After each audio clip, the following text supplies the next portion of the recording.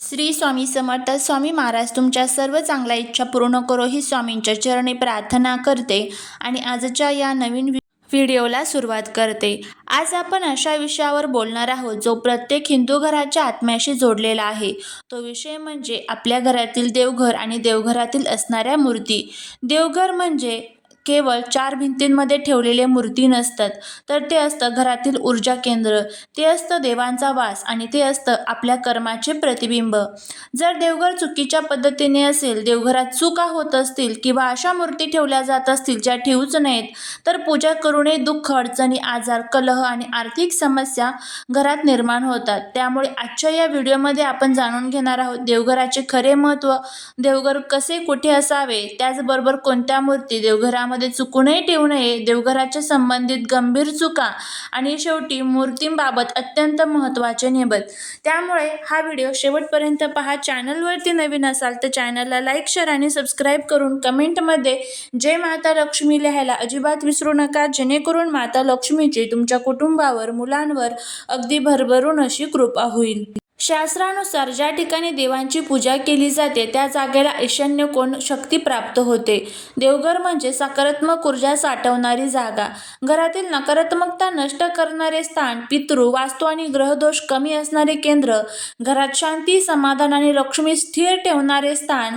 ज्या घरात शुद्ध भावनेने देवपूजा होते त्या घरात भांडण कमी होतात, आजार दूर होतात, मुलांची बुद्धी वाढते, कामात अडथळे कमी येतात. पण लक्षात ठेवा, देवघर योग्य असेल तरच ते फळ मिळते. देवघरासाठी सर्वोत्तम दिशा म्हणजे ईशान्य कोण. जर ईशान्य कोण शक्य नसेल तर पूर्व किंवा उत्तर दिशा तुम्ही ठेवू शकता. टाळावयाच्या कोणत्या दिशा आहेत तर ईशान्य, नैऋत्य, बाथरूम आणि टॉयलेटच्या शेजारी, जिन्याखाली, बेडरूममध्ये. देवघर चुकीच्या ठिकाणी असल्यास पूजा असूनही मन अस्वस्थ राहते, देवपूजेचा पूर्ण लाभ मिळत नाही. आता आपण जाणून घेऊया की देवघराच्या संबंधित गंभीर चुका ज्या अनेक घरात नकळत होतात. देवघर अस्वच्छ ठेवणे, धूळ, जाळी, सुकलेली फुले, जुनी अगरबत्ती हे सर्व देवांचा अपमान मानले जाते. परिणाम काय होतो तर घरात नकारात्मक ऊर्जा, मनशांती नष्ट होते, सतत अडथळे येतात. तुटलेल्या किंवा भंगलेल्या मूर्ती ठेवणे. शास्त्रात स्पष्ट सांगितलेले आहे, तुटलेली, भेग पडलेली किंवा खराब मूर्ती घरात ठेवू नये. परिणाम काय होतो तर मानसिक तणाव, आजार, अपयश, देवांचा कोप होतो. खूप जास्त मूर्ती ठेवणे. अनेक लोक भक्तीपोटी 10-15 मूर्ती देवघरात ठेवतात, पण शास्त्र सांगते एकाच देवाच्या एकापेक्षा जास्त मूर्ती टाळाव्यात. देवघर म्हणजे संग्रहालय नव्हे. आणि परिणाम पूजा करताना गोंधळ होतो, ऊर्जा विभागली जाते, परिणाम मिळत नाही. देवघरासमोर बसून चुकीचे आचरण करणे. देवघरासमोर राग, भांडण, चुकीचे विचार, अपवित्र अवस्थेत पूजा करणे. परिणाम पुण्याऐवजी दोष लागतात. देवघरात चुकूनही ठेवू नये अशा मूर्ती आहे. आता बघा, अनेक लोक असे म्हणतात, आम्ही रोज देवपूजा करतो तरी आमच्या आयुष्यात समस्या का संपत नाही. याचं सर्वात मोठं कारण असू शकतं देवघरातील मूर्तींच्या बाबतीत होत असलेल्या चुका. कारण लक्षात ठेवा, देव म्हणजे फक्त श्रद्धा नाही, देव म्हणजे ऊर्जा आहे आणि मूर्ती ही त्या ऊर्जेची प्रत्यक्ष प्रतिमा असते. जर मूर्ती चुकीच्या असतील, चुकीच्या पद्धतीने ठेवल्या असतील किंवा शास्त्रविरुद्ध असतील तर पूजा करूनही पुण्याऐवजी दोष लागतो.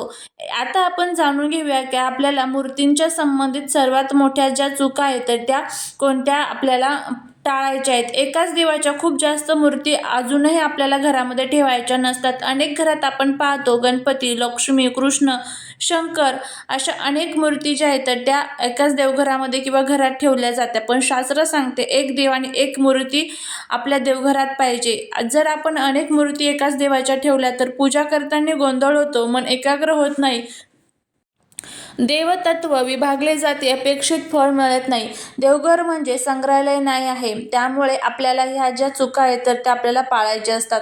आता या ज्या मूर्ती आहेत तर त्या चुकूनही आपल्याला देवघरामध्ये ठेवायच्या नाही. त्यामध्ये सर्वात पहिली जी मूर्ती आहे ते म्हणजे उग्र स्वरूपाच्या मूर्ती घरात ठेवणे बंधनकारक मानले जाते. उग्र काली, उग्र नरसिंह, तांडव मुद्रा शंकर, रौद्र भैरव ही रूपं कुठली आहेत तर ही रूप आहे शत्रुनाश, संहार आणि तांत्रिक उपासनेसाठी असतात. घरात ठेवल्यावर काय होते तर सतत तणाव, भीतीचे स्वप्न, राग वाढतो, शांतता नष्ट होते, लहान मुलांवर वाईट परिणाम होतात. गृहस्थांसाठी नेहमी शांत, सौम्य, प्रसन्न मूर्तीच योग्य असते. दुसरं आहे ते म्हणजे युद्ध, संघर्ष दर्शवणाऱ्या मूर्ती किंवा फोटो. राम रावण युद्ध, महाभारत युद्ध, देवी राक्षस संहार दृश्य या मूर्तींचा अर्थ संघर्ष आहे. आणि देवघरात ठेवल्यास सतत वाद, नवरा बायकोत भांडण, भावंडात मध्ये मतभेद, कोर्ट कचेरी आणि शत्रुत्व. हे फोटो मूर्ती देवघरात नाही तर अभ्यासासाठी वेगळ्या ठिकाणी ठेवावेत. एकटी लक्ष्मी मातेची मूर्ती. लक्ष्मी माता विष्णूसोबतच पूर्ण आहे. एकटी लक्ष्मी ठेवल्यास पैसा येतो पण तो टिकत नाही, अचानक खर्च होतो, कर्ज वाढतात. योग्य मूर्ती जर तुम्हाला ठेवायची असेल तर लक्ष्मी नारायण किंवा लक्ष्मी विठ्ठल अशी मूर्ती ठेवावी. फार मोठ्या आकाराच्या मूर्ती. देवघरातील मूर्ती फार मोठी नसावी, फार लहानही नसावी. फार मोठ्या मूर्ती ठेवल्यास घरावर दडपणकारी ऊर्जा तयार होते, मानसिक ताण तयार होतो, निर्णय क्षमतेवर परिणाम होतो. देवघरात विसरलेल्या आणि न पूजलेल्या मूर्ती.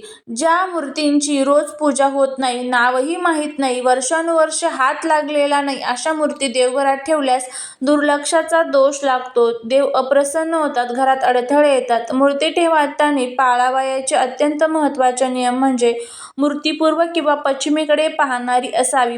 भक्ताचे तोंड पूर्व आणि उत्तर दिशेला असावे. दक्षिणेकडे पाहणारी मूर्ती टाळावी. मूर्ती जमिनीवरती थेट ठेवू नये. मूर्ती नेहमी पाटावर, चौरंगावर, वेगळ्या उंच जागी ठेवावी. जमिनीवर ठेवणे म्हणजे देवत्वांचा अपमान आहे. मूर्तीची संख्या मर्यादित ठेवा, 1 किंवा 1 ते 5 च्या दरम्यान. जास्त मूर्ती म्हणजे ऊर्जा विस्कळीत होते, पूजा निष्फळ होते. गणपतीच्या मूर्तीचे नियम म्हणजे सोंड डावीकडे वळालेली गृहस्थांसाठी उत्तम आहे. हसतमुख गणपती पाहिजे, तुटलेली सोंड अजिबात नको. शंकराची मूर्तीचे नियम आहे. ध्यानस्थ, शांत आणि प्रसन्न मुख अशी जे शिवलिंग असतं तर तेच घरामध्ये ठेवायचं असतं. शंकराचे चुकूनही आपल्याला मूर्ती ठेवायची नसते, हे लक्षात ठेवा.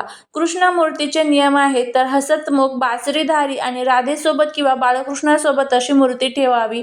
मूर्ती ठेवताना शुद्धता ठेवावी. मूर्ती ठेवताना आंघोळ, स्वच्छ कपडे, शांत मन. शुभ दिवस म्हणजे गुरुवार, सोमवार, शुक्रवार या दिवशी तुम्ही नवीन मूर्तींची स्थापना जी आहे तर ती करू शकता. आता बघा, त्यानंतर अजून कोणत्या ज्या मूर्ती आहेत तर त्या चुकूनही आपल्याला देवघरामध्ये ठेवायच्या नसतात, त्याचीही माहिती आपण घेऊया. कारण काय होतं, ह्या ज्या बाकीच्या मूर्ती आपण बघितलेल्या आहेत त्या शक्यतो कोणाच्याही देवघरात नसतात, पण जर या मूर्ती आपण ठेवल्या तर त्याचे सुद्धा आपल्याला दोष जे आहेत तर ते आपल्याला लागतात. त्यामध्ये नटराज शिव म्हणजेच नृत्य मुद्रा असलेले नटराज किंवा तांडवाचे प्रतीक आहे. घरात ठेवल्यास अस्थिरता निर्माण होते आणि निर्णय क्षमतेमध्ये गोंधळ होतो. हनुमानाची मूर्ती. हनुमान जे आहे तर ते ब्रह्मचारी आहे, त्यामुळे हनुमानाची मूर्ती किंवा फोटो सुद्धा घरामध्ये लावला जात नाही. त्यानंतर शनिदेव. शनिदेवांची मूर्ती सुद्धा घरामध्ये फोटो किंवा मूर्ती जी आहे तर ती आपल्याला लावायची नसते. त्यामुळे आपला शनिदोष वाढू शकतो. अनेक प्रकारच्या संकटांचा आणि दुःखांचा आपल्याला सामना करावा लागतो. तर ह्या ज्या 3 मूर्ती आहेत तर त्या चुकूनही आपल्याला घरामध्ये ठेवायच्या नसतात. त्याचबरोबर पुढचं म्हणजे महाकाली जी असते बघा, जे माता पार्वतीचंच एक स्वरूप आहे, तर त्या महाकालीची मूर्ती किंवा फोटो जे आहेत तर ते सुद्धा आपल्याला चुकूनही आपल्या देवघरामध्ये ठेवायचे नसतं.